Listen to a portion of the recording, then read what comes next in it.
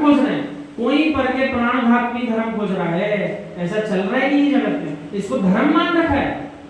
बलि नहीं चढ़ाएंगे तो धर्म पूरा नहीं होगा, शादी ब्याह करेंगे फटाके नहीं छोड़ेंगे तो शादी पूरी नहीं होगी, ऐसा उदाहरण आया है ना। तो वे मति मंद जन है, यानी बहुत मति उनकी मंद है, संगी पंचेंद्री तो हैं, पढ़े लिखे भी हैं, लेकिन अभी उनका वास्तविक ज्ञान जागृत हुआ ही नहीं। क्या करें, बेचारे अज्ञानता व्यंतरी से पीड़ित हैं। कौन सी व्यंतरी लगी है? अज्ञानता रूपी व्यंतरी लग गई उनको, अभी वो समझ में नहीं आ रहा सही क्या है गलत क्या है। उन्हें तो भूतार्थ धर्म का स्वरूप ही ज्ञात नहीं हुआ, तीव्र कर्मों से पीड़ित हैं, जिससे सत्यार्थ धर्म को समझना भी नहीं चाहते। आप देख लेना, जिसको जितना कर्म व्यंतरी सता रही है उसको आप बोलोगे भी ऐसा कर लो, ये सही है ये गलत है, वो नहीं सुनेगा, वो गलत ही कार्य करेगा, शुभ कार्य करने में आपका साथ नहीं देगा, आपको भी धकेलेगा, अशुभ आप भी करो साथ में।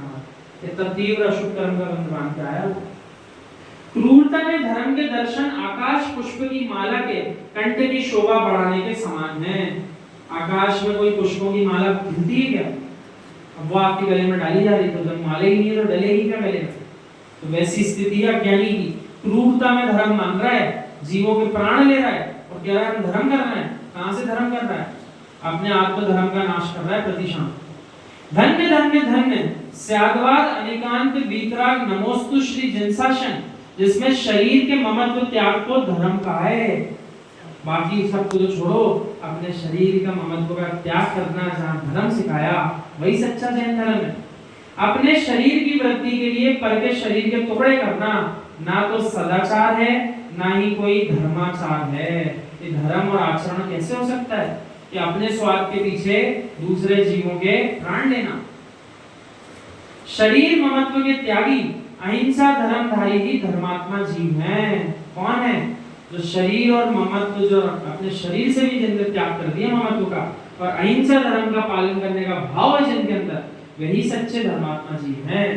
आचार्य श्री समझा रहे थे, हमने क्लिप संभाल के रखी है, बार बार सुनते रहते हैं, भले आपको नहीं बताते हर बार, आज सुनिए तो बता रहे हैं आपको कि व्रत को स्वीकार कौन जीव करेगा? जिस जीव के मनुष्य गति का, नरक गति का, त्रियंच गति का अभी बंध नहीं हुआ, वही जीव अणुव्रत महाव्रत स्वीकार कर पाएगा।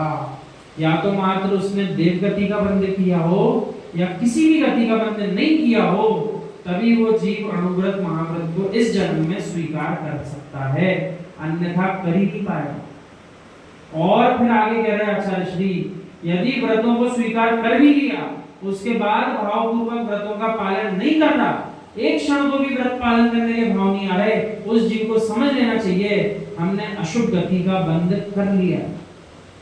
इसलिए व्रत स्वीकार करने के बाद भी व्रत पालन के भाव नहीं आ पा रहा। तो व्रत ले लेना अच्छी बात है, व्रत लेने के बाद भी अपने भावों का चिंतन हर दिन करना चाहिए। आज भी वैसी भावना है कि नहीं है, पता चला अब तो मदमस्त हो गए, जैसा जीवन जीना है जियो, तो आप समझ जाओ अशुभ कर्म का आपने बंद कर लिया, अशुभ गति का, इसलिए ऐसे भाव है आप पुनः पुनः विचार जीव को करते रहना चाहिए।